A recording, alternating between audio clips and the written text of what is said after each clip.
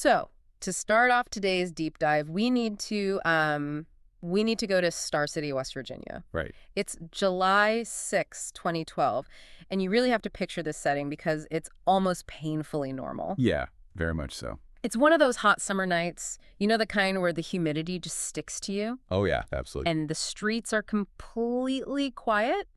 It's the type of place where people actually leave their doors unlocked. Or their windows cracked open to let the air in. Exactly. Just assuming that when they wake up the next morning, the world is going to be exactly the same as they left it. It's really the classic safe haven setting. Yeah. I mean, it's the backdrop for 1,000 coming-of-age movies. Right. But in this case, that sense of safety was completely illusory. It really was, because in the middle of that humid night, a 16-year-old girl named Skylar Neese is wide awake. Yeah. She's in her bedroom, probably, heart pounding a little bit, doing something millions of teenagers have done. Sneaking out. She is sneaking out. She's climbing out of her window. Right. She slides out into the dark, gets into a sedan that's waiting down the street, and presumably heads off for a night of joyriding and gossip. Just a standard teenage rebellion, sneaking out to be with friends. Exactly. Except, and this is where it shifts, Skylar never climbs back in. No, she doesn't. She just vanishes into the night. And what happens next isn't just a standard missing persons case. Not at all. It turns into a story that I think fundamentally broke a lot of people's understanding of friendship. Yeah, I would agree with that. We are jumping into a case today that takes the whole concept of mean girls and just drags it into the darkest possible territory. It really does. Because we're looking at a betrayal so profound that it made national headlines. Oh, yeah. And it actually changed how law enforcement looks at teenage communications entirely. We're unpacking the case of this inseparable trio and how Skylar Neese was basically erased by the two people she loved the most. Erased. That's exactly the word. And to get to the bottom of this for you guys today, we're working with a pretty serious stack of source materials. A massive stack. Yeah. I've got the police investigation logs, the court transcripts, and this is the part that really gets to me, the archive of the girls' social media activity. Right, the digital trail. The before, during, and after of the disappearance. And that digital footprint is crucial here. Yeah. This is really one of the first major cases where Twitter wasn't just, a way to communicate. Yeah. It was practically a live feed of the killer's psychology. It's wild. So let's get into the trio itself. Because to understand the murder, you really have to understand the friendship first. Absolutely. Skylar Neese was not an outcast.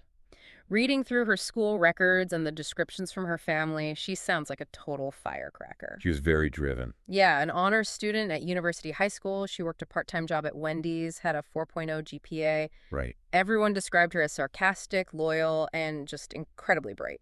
She was kind of the mom of the group in some ways, like the responsible one. Yeah. And then you have her best friends, Sheila, Eddy, and Rachel Shoaf. Sheila and Rachel. Together with Skylar, they were attached at the hip. You know that specific type of teenage girl friendship where they basically merge identities? Oh, definitely. They dressed alike. They had the inside jokes. Right. They were constantly posting photos of the three of them online.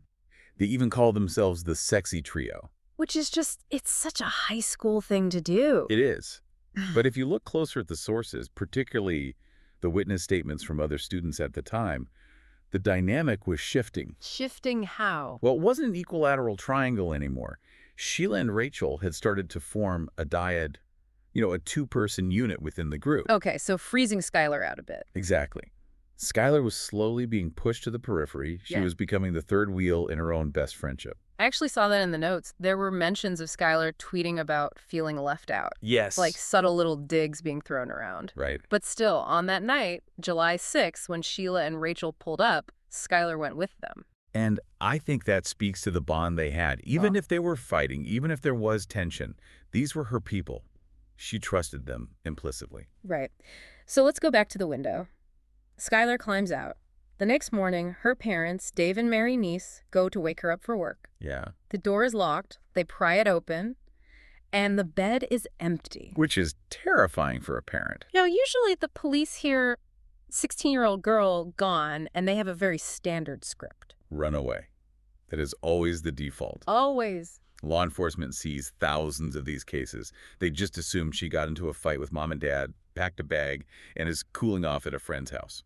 But Dave and Mary knew immediately that was wrong. And looking at the evidence left in the room, I have to say, I'm with the parents on this one. Oh, 100%. The police missed some glaring details. What stood out to you in the crime scene notes? It's the contact lens solution. Yes.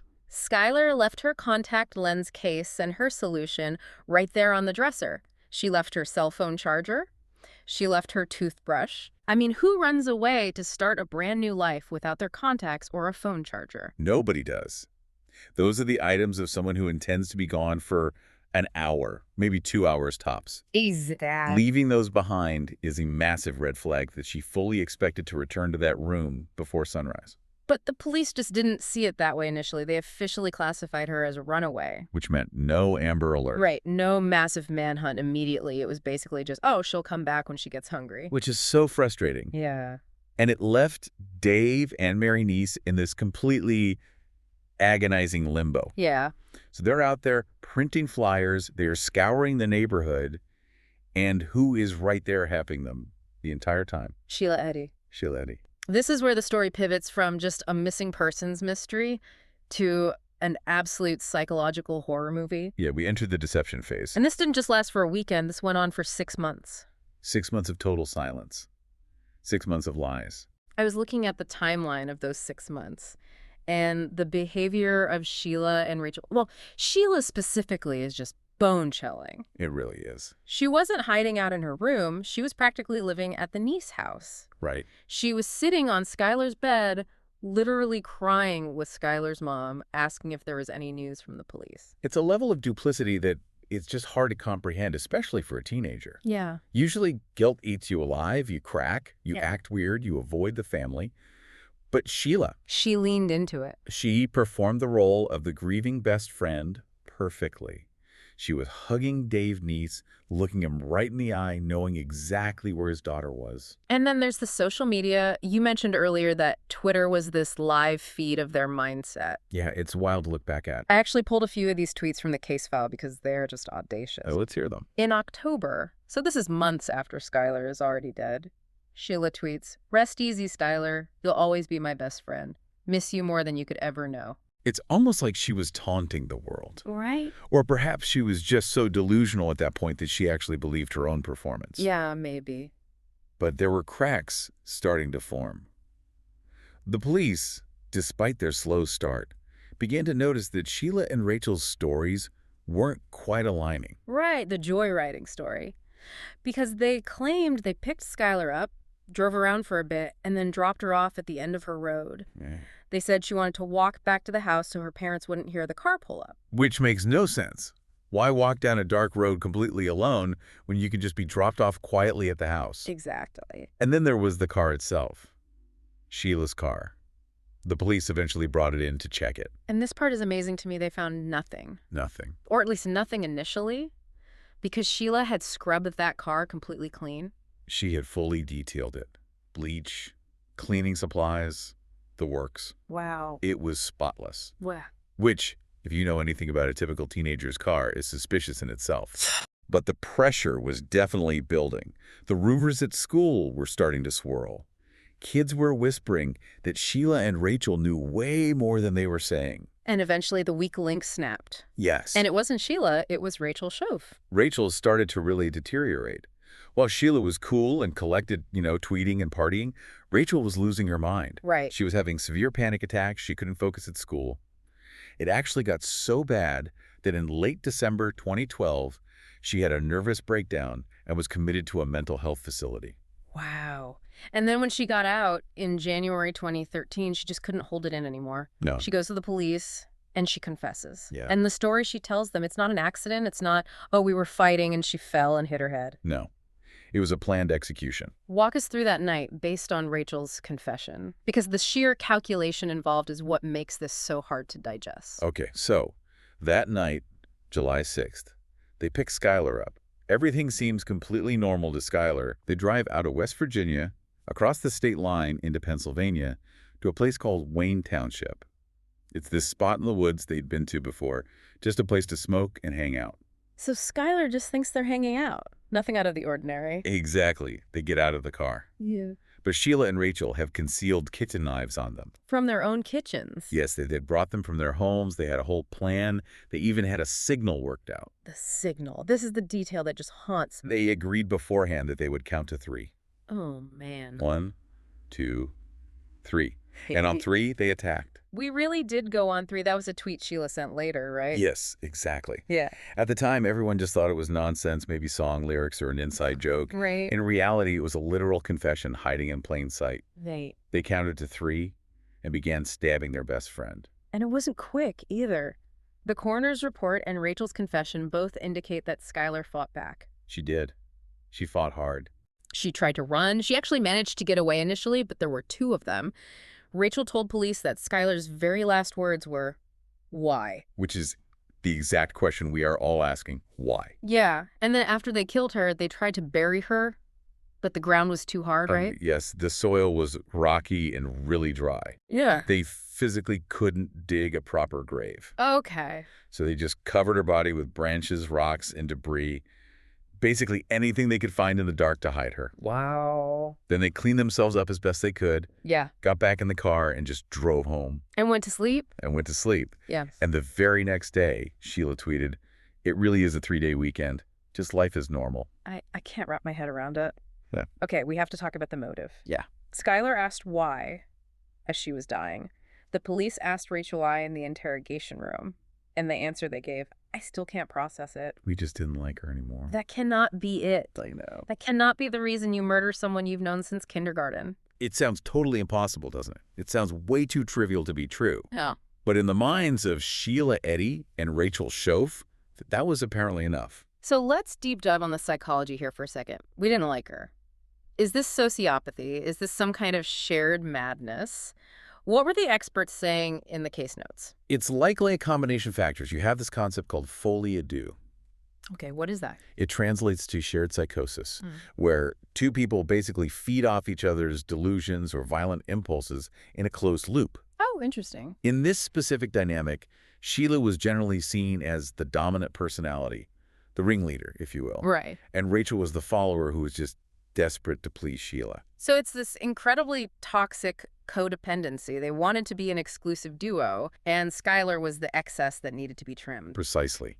They viewed their friendship as a closed circle. Skylar was an irritant to them. Wow. Now, maybe she knew too many secrets. There were some rumors that Skylar knew about a sexual relationship between Sheila and Rachel and had threatened to out them. Right, I saw that mentioned. But that's never been definitively proven as the sole motive. The overriding theme really does just seem to be this terrifying devaluation of human life. To them, Skylar was disposable. It's the ultimate mean girl's nightmare. It's social exclusion taken all the way to homicide. It really is. And the fact that they could harbor that level of intense hatred while smiling right to her face, that suggests a profound lack of empathy, which is a hallmark of certain personality disorders. Yeah, absolutely. So Rachel confesses. She leads the police out to the body in the woods. Skylar is finally found. Right. Now the justice system kicks in. What actually happened to them? Well, because of her confession and cooperation, Rachel Shoaf secured a plea deal. She pleaded guilty to second-degree murder. Okay. In 2014, she was sentenced to 30 years in prison. She will be eligible for parole eventually. And Sheila, the one who was tweeting tributes to the girl she literally just killed. Sheila pleaded guilty to first-degree murder. Oh, she did. Yeah, she realized the evidence, especially after Rachel flipped on her, was just insurmountable. Makes sense. She was sentenced to life in prison, but with the possibility of parole after 15 years. 15 years? That seems really light, considering the amount of premeditation. It's West Virginia law for minors, tried as adults. Right. But you have to remember, eligible for parole doesn't mean she'll actually get it. Sure. The parole board will look at the nature of the crime, and this crime was particularly heinous. Very true. I want to circle back to Dave and Mary Neese for a second. Yes. Because through all of this, the missing child, the fake friendship, the gruesome discovery, the trial, they have been absolute warriors. They really have.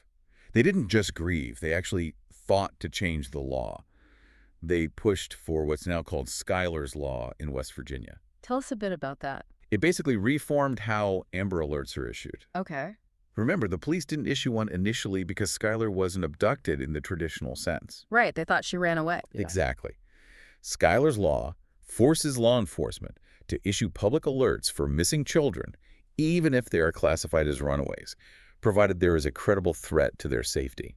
So her legacy is actually saving other kids from falling into that exact same 48-hour gap of inaction. Yes, they took your absolute worst nightmare and turned it into a safety net for other families. That's incredible. You know, usually when we do these deep dives, there's a clear lesson like, lock your doors or don't walk alone at night. Right. But this one hits different. It does, because the danger wasn't some stranger in a van. Yeah. The danger was sitting right in the passenger seat. The danger was sleeping over at your house. It really makes you look at your own relationships or even your kids' relationships with a lot more scrutiny. Definitely. We live in this era of hyperconnection. We see our friends' locations on Snap Maps. We see their curated lives on Instagram.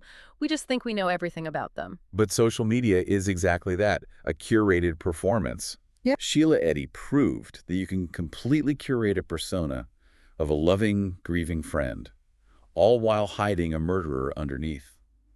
The digital world just gives us this false sense of intimacy. That's the scariest part to me, the massive discrepancy between the tweet and the truth. And it really forces us to ask, how well do we actually know the people we trust the most? Right. At what point does a normal friendship turn toxic? There's definitely a line between teenage drama and actual danger, and Skylar Neese just didn't know she had crossed it until it was way too late. And that is the true tragedy here. She died simply because she trusted her best friends. It's a heavy one today, I know, but it's a story that needs to be told, if only to remind us that sometimes the red flags aren't obvious at all. Sometimes they are hidden right behind a smile and a tweet. Absolutely. So we're going to wrap it up there. Huge respect to the Neese family for their immense strength. And for you listening, take a second today. In an age where friendships are incredibly intense and every detail is posted online, ask yourself, how deep does that trust really go? And when friendships start to fracture, at what point does growing apart turn into something genuinely dangerous? Something to really think about. Thanks for diving into the sources with us today. We'll catch you on the next one.